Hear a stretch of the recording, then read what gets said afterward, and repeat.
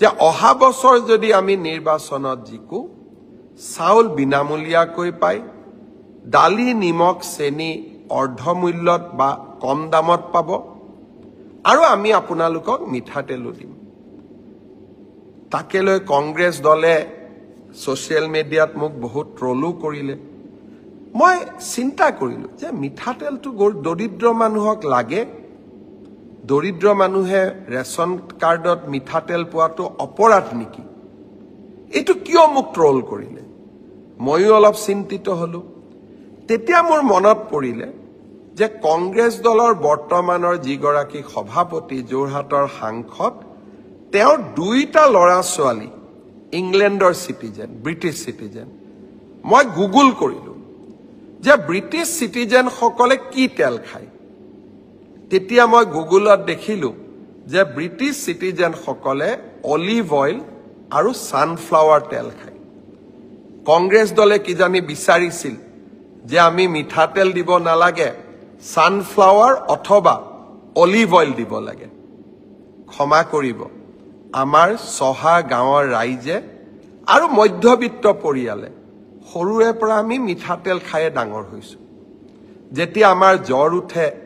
মায়ে আমাক কয় যে ভৰি তলুৱাখনত অলপ মিঠাতেলেৰে মালিশ কৰি দে ভাল পাবি অৰ্থাৎ মিঠাতেল হল আমাৰ মাতৃ আৰু সন্তানৰ মাজত থকা অভূতপূৰ্ব মৰমৰ আৰু এক উদাহৰণ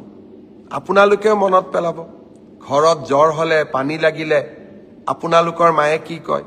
মিঠাতেল গৰম কৰি ভৰিত মালিশ কৰি দিয়ে জ্বৰটো কমি আহে আমি মিঠাতেল খায়েই সৰুৰে পৰা ডাঙৰ হৈছো অলিভ অইল আৰু সানফ্লাৱাৰ তেল হয়তো আজি মই কিনি খাব পাৰো কিন্তু অসমৰ কোটি কোটি মানুহে সানফ্লাৱাৰ আৰু অলিভ অইল দেখা নাই আমাৰ হাতত ব্ৰিটিছ পাছপোৰ্টও নাই আমাৰ লৰা ছোৱালীক আমি ভাৰতৰ পৰা বিদেশীও বনাব নোৱাৰো বিদেশীক ভাৰতীয় বনোৱা এটা বেলেগ কথা আইনগত পথেৰে কংগ্ৰেছৰ দৰে নহয় লাখ লাখ মানুহক অসমত সোমোৱাৰ দৰ্জা খুলি দিয়া কিন্তু ভাৰতীয় সন্তানক সৰু বয়সত আমি বিদেশী কৰিম লগতে আমি মিঠাতেল বেয়া সানফ্লাৱাৰ আৰু অলিভ অইল খাম তেনেকুৱা ৰাজনীতি মই নকৰো মই আকৌ এবাৰ প্ৰতিশ্ৰুতি দিছো এইবাৰ গ্যাস সিলিন্ডাৰৰ দাম 250 টকা কমাম কম দামত দালি দিম নিমখ দিম চেনি দিম আৰু অহাবাৰ নিৰ্বাচনত জিকিলে কম দামত মিঠাতেল দিম ট্ৰলে মোৰ মনৰ চিন্তাক অলপো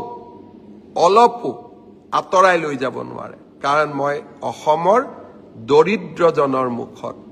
দৰিদ্ৰ মাতৃৰ চকুত কৰবাত নহয় কৰবাত আত্মবিশ্বাসৰ প্ৰতীক হিচাপে জীয়াই থাকিব খোজো 10 তাৰিখে যেতিয়া 1250 টকা পৰিয়ালটোৰ একাউণ্টলৈ আহে অসমৰ মাতৃশক্তিয়ে যি শান্তনা পায় অসমৰ মাতৃশক্তিয়ে যত আশ্ৰয় বিচাৰি পায় সেই মৰম আন কাৰো লগতে তুলনা হ'ব নোৱাৰে আকৌ এবাৰ কৈছো কংগ্ৰেছ দলে ভাল কামবিলাকৰ বিৰোধিতা কৰি যাওক আৰু আমি ভাল কামবোৰ কৰি গৈ থাকিম